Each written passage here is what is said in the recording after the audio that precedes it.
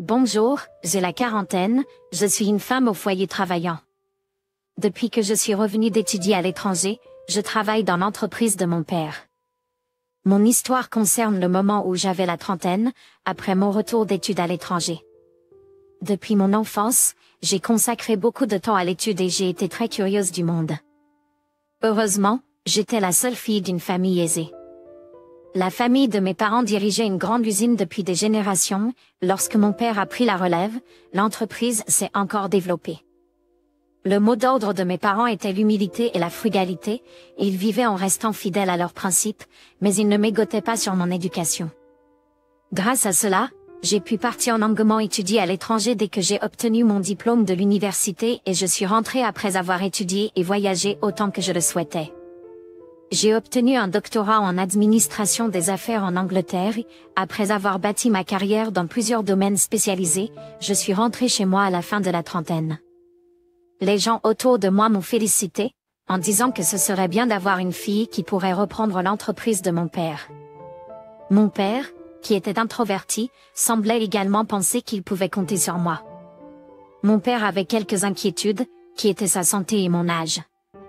Parce qu'il travaillait trop dur, sa santé n'était pas très bonne et il voulait me voir me marier pendant qu'il était encore en bonne santé. Il voulait me conduire à l'autel à mon mariage. Même si toute l'attention et les bénédictions du monde étaient concentrées sur la mariée, il a dit que si sa santé n'était pas bonne, le mariage serait triste. Je n'ai pas été offensée par l'inquiétude de mon père pour mon mariage. Si je rencontrais une bonne personne, j'étais prête à me marier à tout moment et à avoir des enfants pour fonder une famille. Cependant, indépendamment du type idéal, qu'il soit dans une position élevée ou basse, je n'avais tout simplement pas rencontré quelqu'un qui se comporte poliment envers tout le monde et agit de la bonne manière. Un jour, mon père m'a demandé, « Est-ce que tu veux aller à un rendez-vous arrangé? C'est encore ce fils de l'entreprise que tu connais? » Merci, mais non merci. Tu ne veux vraiment pas te marier? Je ne veux. Je me marierai, mais je n'ai pas encore rencontré quelqu'un de bien qui me convienne. Je te le dis à l'avance, je n'ai pas l'intention de me marier pour l'argent. Une personne passe avant tout. D'accord, alors je fixerai un rendez-vous. Quoi? Rencontre-le simplement une fois, tu verras une fois que tu l'auras rencontré. Oh, pourquoi insistes-tu tant à me présenter quelqu'un? Mon père a dit que le rendez-vous galant était le plus jeune fils du collègue de mon père qui dirigeait une grande entreprise comme mon père. Je me suis même demandé si c'était un mariage arrangé entre deux entreprises que j'avais simplement entendu. Tout ce qui précède, je n'étais pas d'humeur. Même si je savais que mon père ne le ferait pas, je ne pouvais pas me débarrasser du sentiment étrange que j'avais. Cependant, avec les tentatives répétées de mon père pour me persuader, j'ai décidé à contre-séance de rencontrer la personne au moins une fois. Si c'était une bonne personne et qu'il avait juste beaucoup d'argent, je l'ai rejeté. Cependant, l'homme que j'ai rencontré sans aucune attente s'est avéré être une très bonne personne. Contrairement à ce que j'ai entendu sur la richesse de sa famille, j'ai particulièrement remarqué son modeste outfit décontracté. Je n'ai rien contre quelqu'un qui aime être à la mode, mais je déteste ceux qui sont extravagants et qui montrent leur richesse en s'enveloppant de marques de luxe et en se comportant snob. De nos jours, même les gens des familles les plus riches ne se promènent pas ainsi. Il n'était pas seulement modeste, mais son attitude polie envers les serveurs au restaurant et au café, en particulier, se distinguait. Il correspond à mon type idéal d'homme qui est poli, respectueux de tous, et honnête et droit. Il était mon type idéal. Je suis tombée amoureuse de lui et nous nous sommes tellement plu que nous n'avons pas tardé à nous préparer pour notre mariage. Puis, le jour où j'allais le rencontrer pour la première fois ses parents, mon fiancé a abordé son inquiétude avec prudence. « Chérie, je te le dis juste au cas où tu serais surpris. »« Ah. Quoi? Mes parents sont assez économes. »« Bien, beaucoup. »« C'est bon. Les miens aussi. » La maison où ils vivent est très vieille et usée. C'est notre bâtiment, et nous allons le rénover bientôt. Quelle est l'importance? Ce sont les gens qui comptent. La maison des beaux-parents était beaucoup plus modeste que ce à quoi je m'attendais, mais je n'ai pas eu à m'en préoccuper. Le faste dans les affaires, je le savais mieux que quiconque qui avait vécu une vie d'icône de frugalité et d'économie.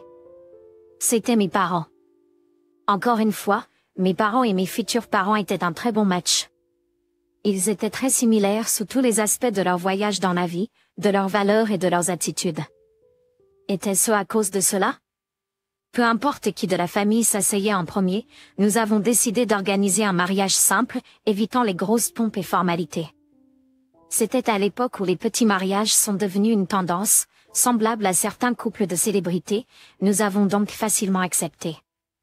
Il n'y avait qu'une seule partie où mon père était très fort sur les dépenses d'argent importantes.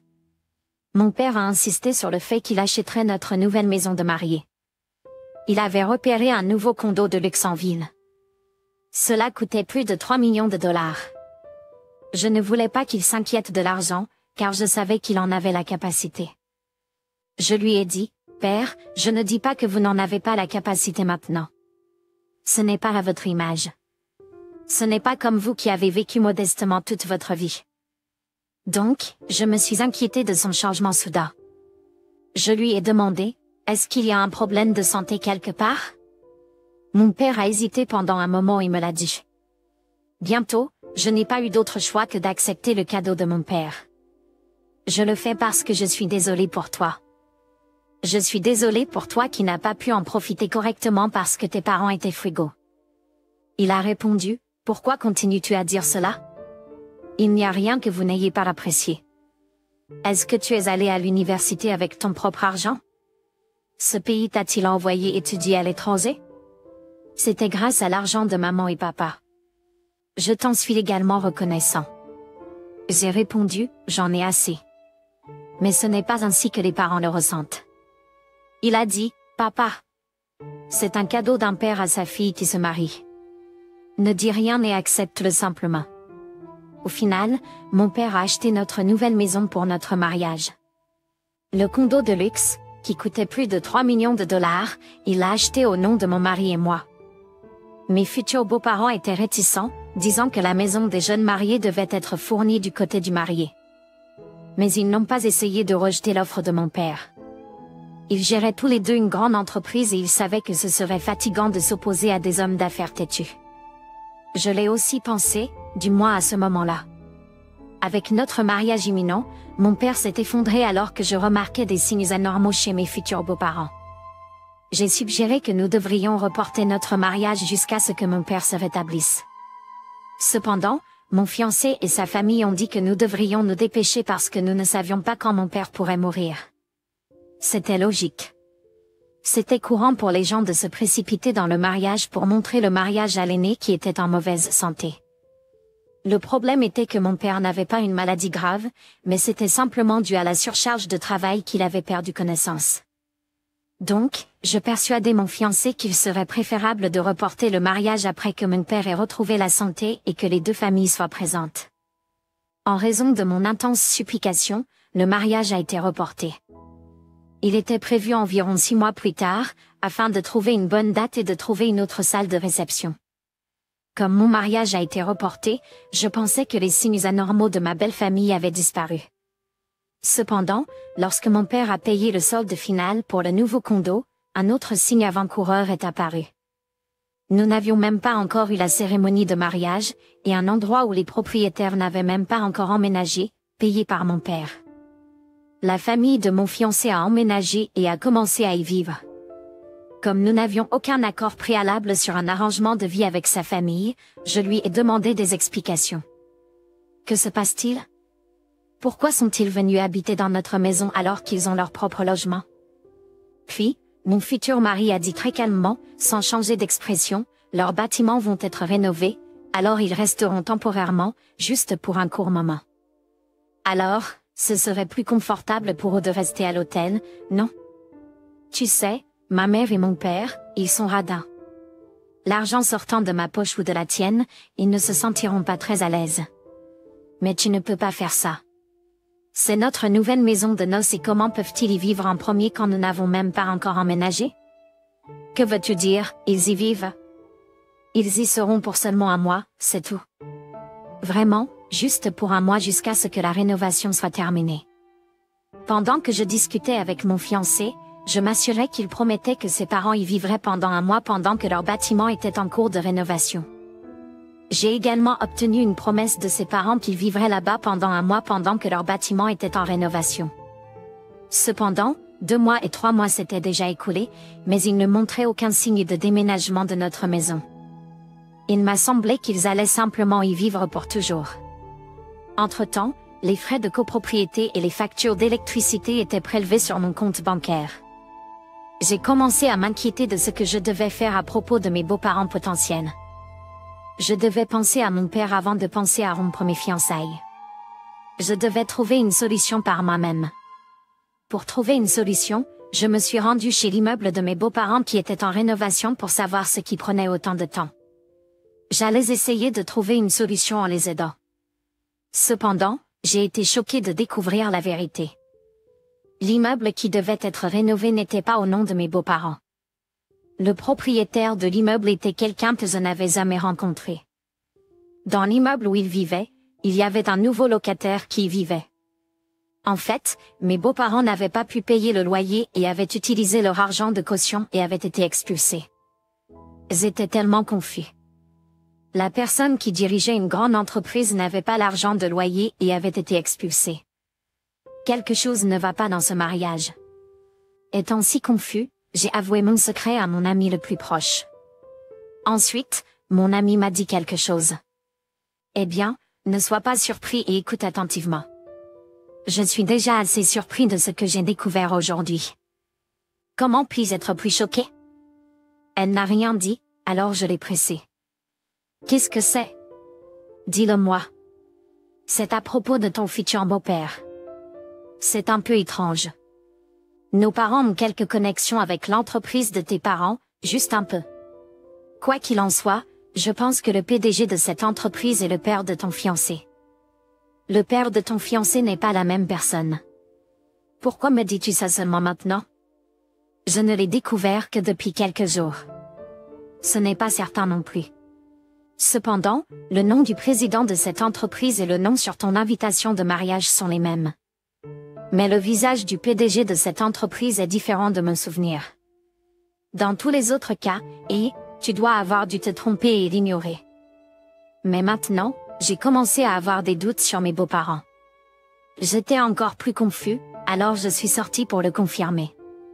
Puis, le nom du président de cette entreprise et le nom de ton père étaient les mêmes.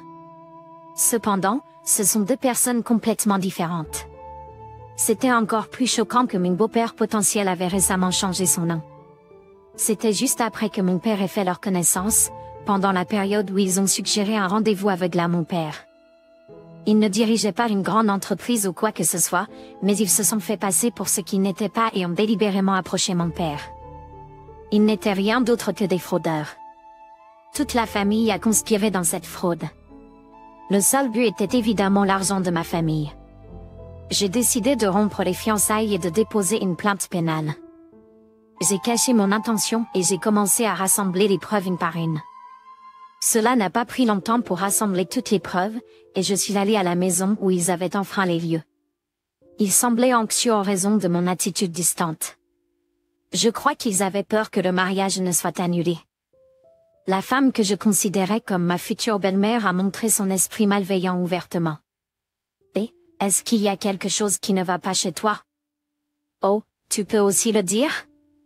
Je l'ai remarqué. Pourquoi as-tu soudain l'air distante? As-tu eu une dispute? Je ne pense pas que nous ayons eu de dispute, mais tu devrais demander à ton fils. Tu ne sais jamais ce qu'il pense, n'est-ce pas? Et, pourquoi agis-tu de la sorte? As-tu un autre homme? Je n'ai pas eu le temps. C'était quelque chose dont je n'ai pas eu le temps d'y penser. C'est la raison pour laquelle le mariage devrait prendre trop de temps à se préparer. Je suis fatiguée. S'il vous plaît, restez concentrés. Vous ne pouvez pas continuer comme ça jusqu'à ce que vous enregistriez votre mariage en premier, et ensuite. Après l'enregistrement du mariage, vous devriez avoir un bébé en premier. De nos jours, ce n'est pas une mauvaise chose d'avoir un bébé avant le mariage, mais c'est une bénédiction à cause du manque de bébés nouveau-nés, tout le monde l'aime. Essayez de dormir sous la même couverture et d'avoir des bébés, et essayez de vous y habituer. Quand est-ce un bon jour pour votre première nuit? Nous partirons donc, vous pouvez avoir l'intimité de l'atmosphère de la première nuit. Je pense que nous devrions juste annuler cet engagement. Quoi? Il y a une raison pour l'annulation de cet engagement, alors je veux y mettre fin. Je suis désolé, mais vous n'avez pas votre mot à dire. Vous n'avez qu'à l'accepter. Même si vous résistez, je vais m'arranger pour que vous l'acceptiez. Ensuite, toute la famille trompeuse l'a accepté volontiers. C'est regrettable, mais un mariage ne peut pas être forcé. Donc, si c'est votre souhait, je suppose que nous devons l'accepter.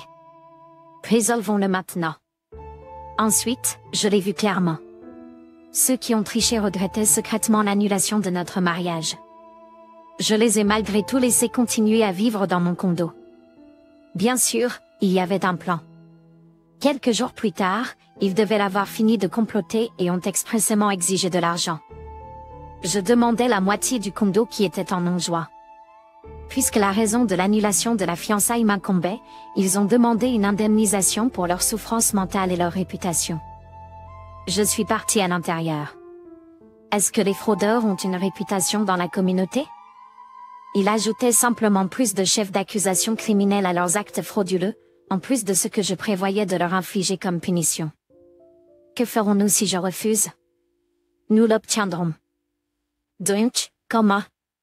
Ce n'est pas quelque chose que je devrais dire devant quelqu'un qui est presque sur le point de devenir ma belle-fille.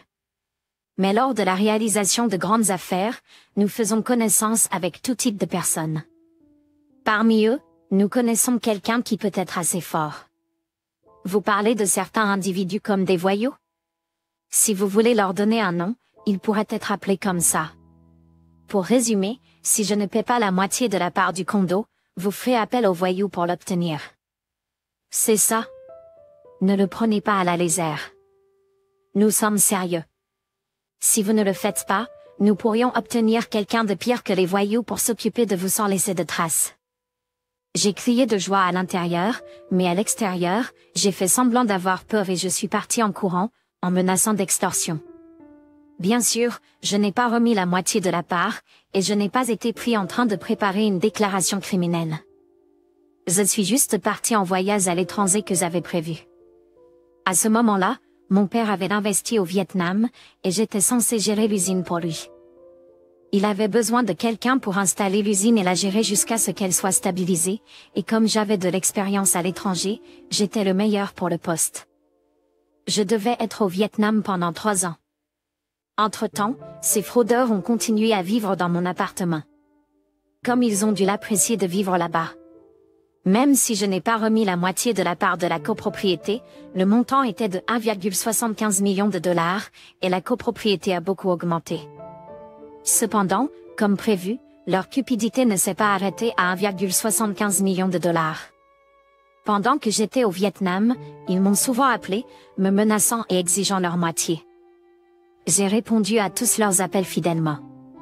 Bien sûr, je n'ai jamais dit que je remettrais la moitié de la part et les ai tenus en conversation téléphonique. Pourquoi? Parce que chaque fois qu'ils ouvraient la bouche, ils faisaient référence à des voyous pour m'atteindre, ce qui, selon moi, attribuait toutes les preuves de menaces et d'extorsion, et les appels internationaux étaient très chers. Puisque j'ai décidé de détruire ces fraudeurs de ma famille, je me sentirais mieux s'ils dépensaient leur argent le plus possible. J'ai également fait semblant de ne pas être au courant que les frais de l'association et les factures d'électricité étaient déduits de mon compte. Après avoir terminé mon travail au Vietnam, j'ai appelé mon ex-fiancé et j'ai dit ce que je voulais dire et raccroché. Je dois monter dans l'avion, alors je vais faire court. Viens à l'aéroport. Terminons Y là. Dès mon arrivée à l'aéroport, la famille d'escrocs qui est sortie à l'aéroport pour obtenir leur part de la copropriété a été arrêtée par la police. Juste avant de partir pour le Vietnam, j'ai déposé une plainte pénale via le service juridique de notre entreprise. J'avais rassemblé des preuves pendant 3 ans, qui ont été vérifiées par la police. Ils ont décidé que les crimes commis par la famille étaient dangereux, et ils ont décidé de les arrêter. La raison pour laquelle je les ai appelés à l'aéroport était d'aider la police. Cette nuit-là, avant qu'ils ne soient transférés en prison, je suis allée les voir au poste de police du comté. J'ai visité mon ex-fiancé. Au début, C'était drôle de voir comment vous avez dû penser qu'il s'agissait d'une cible facile pour planifier une telle arnaque. Comment avez-vous pu nous faire ça? Nous nous aimions. Ils auraient été tes beaux-parents. C'était un amour faux d'une escroc. Le mariage aurait eu lieu sur la base de mensonges. Au début, c'était drôle, mais plus je y pensais, plus je suis devenue en colère. Je me demandais à quel point mon père devait être désolé d'avoir été pris dans votre stupide arnaque commise par des sangsues comme vous. Quoi? Ce n'est pas nous, mais vous pour être stupide de tomber pour ça. Le tribunal déterminera de qui est la faute. Je m'assurerai que c'est la fin de vos crimes.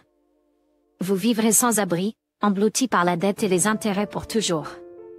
Vous devez être courageux. Juste parce que mes mains sont menottées, ne pensez pas que je suis facilement gérable. Pourquoi devrions-nous être punis? Que avons-nous fait de mal? Vous avez fait un grand idiot de mon père qui a vécu toute sa vie avec travail acharné et honnêteté. Il vous a fait confiance et vous avez menti pour lui extorquer de l'argent. Et ainsi de suite. N'êtes-vous pas curieux?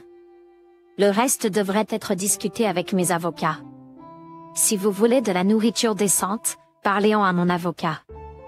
Qui sait, peut-être sera-t-il généreux et gentil pour vous laisser avoir du pain de maïs ou quelque chose. Vous pourriez partager avec votre famille, en prenant une bouchée chacun. Très confortable. Jusqu'à la dernière minute, je me suis tournée pour partir, mon ex-fiancé a maintenu ce visage épais du sien. Ce n'était pas assez pour lui de s'agenouiller et de supplier mon pardon, mais s'il y avait d'autres personnes, elle pourrait le confondre avec un prisonnier lorsqu'il est innocent. Cependant, ce regard ne durerait pas. Enfin, le défilé de mes poursuites a commencé.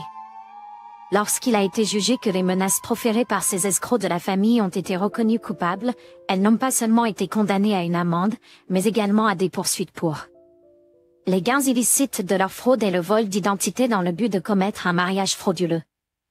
Elles ont toutes été reconnues coupables et, sur la base de leur casier judiciaire antérieur, elles ont toutes été condamnées à une peine de prison. Le vol d'identité pour se faire passer pour le président d'une grande entreprise a été la cerise sur le gâteau pour les accusations criminelles en bonus. J'avais préparé les choses depuis longtemps, mais comme les preuves étaient si accablantes que c'était une victoire facile, je n'ai pas arrêté là. Pendant qu'ils étaient en prison, j'ai déposé une plainte pour récupérer la moitié de la part de la propriété qui était au nom de mon ex-fiancé, et j'ai également gagné en cour civile. Le titre de la maison est devenu mon seul nom. Lorsqu'ils ont purgé leur peine et le jour où ils sont sortis, je leur ai envoyé une autre facture. Il s'agissait de leur loyer pour avoir vécu dans mon endroit pendant un total de 3 ans et demi, y compris les frais. Comme il s'agissait d'un emplacement privilégié dans un immeuble de condo de luxe, le loyer du marché était énorme. Dès qu'ils ont reçu ma facture, ils se sont précipités vers moi et ont supplié, « Chérie, s'il vous plaît, aidez-nous une fois, s'il vous plaît. » Et, comment osez-vous m'appeler votre chérie? J'ai dit, je ne le suis pas. Vous pouvez supplier, mademoiselle. Non, madame. S'il vous plaît, aidez-nous. Comment osez-vous m'appeler votre chérie? J'ai dit, je ne le suis pas. Vous pouvez supplier, mademoiselle. Non, madame. S'il vous plaît, faites-nous une remise. Ce montant est ce qu'un employé de bureau doit travailler pendant plus de 10 ans pour le payer. Je te l'ai dit à l'avance, je vais en finir avec toi. Tu seras sans abri pour toujours. Tu seras endetté et accumulant des intérêts. Tu vivras avec un découvert jusqu'à ta mort. Donc tu aurais dû te préparer en prison. Si je pense à toute la fraude que vous avez commise envers les autres que moi, je pense que ce n'est pas suffisant que vous restiez tous en prison. Tu seras endetté et accumulant des intérêts. Tu vivras avec un découvert jusqu'à ta mort. Donc tu aurais dû te préparer en prison. Et comme tous nos membres de la famille sont des ex-détenus, il est difficile d'obtenir un emploi. S'il vous plaît, ayez pitié. Nous ne pouvons pas mourir de faim pour rembourser ces dettes. D'accord, je ferai un petit rabais. Merci. Je vous en suis vraiment reconnaissant. Donc, combien? Je ne te demanderai pas de payer les changements par centaines. Calcule juste à partir des milliers. Et, tu rigoles? Regarde. Maintenant tu montres ta vraie peau impolie. On dit que vous ne pouvez pas changer les gens. De toute façon, cela me rend malade de respirer le même air que votre genre de criminel, alors sortez de là. Oh, Raigt. J'ai un autre cadeau pour vous. Prends-le. Tu peux l'ouvrir maintenant ou plus tard. Cela n'a pas d'importance. Je t'ai remis une enveloppe. Il a cru que c'était de l'argent et a commencé à déchirer l'enveloppe précipitamment. Cependant, dès que la feuille de papier a été révélée dans l'enveloppe, il a été choqué. Ma mère aurait probablement été effondrée s'il avait été là. C'était une autre facture, les 42 mois des frais d'adhésion et des factures d'électricité qui ont été déduits de mon compte. C'était une autre somme pour cette famille d'escrocs à payer. Pour te donner un indice, c'était plus de 2000 $ par mois. Ces ex-délinquants ont fini par travailler comme journaliers. Même cela était très difficile à trouver. De leurs revenus, qui étaient à peine suffisants, ils ont dû payer ma dette. Parce qu'ils étaient en liberté conditionnelle, ils doivent payer leurs amendes en tant que dette envers la société ou retourner en prison. Ils ne pouvaient pas essayer d'échapper à la loi, mais je m'en fichais. Les huissiers de justice que j'ai embauchés étaient très efficaces pour les trouver, mieux que les forces de l'ordre.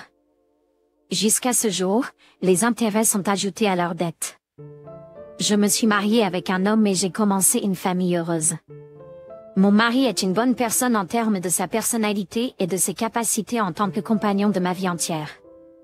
Après être passé par cet incident, j'apprécie plus que jamais mon mari qui est à mes côtés. Je suis sûre que vous avez tous quelqu'un de précieux sans avoir à traverser ce que j'ai vécu. Pourquoi ne pas penser une fois de plus à cette personne? Merci de m'avoir écouté.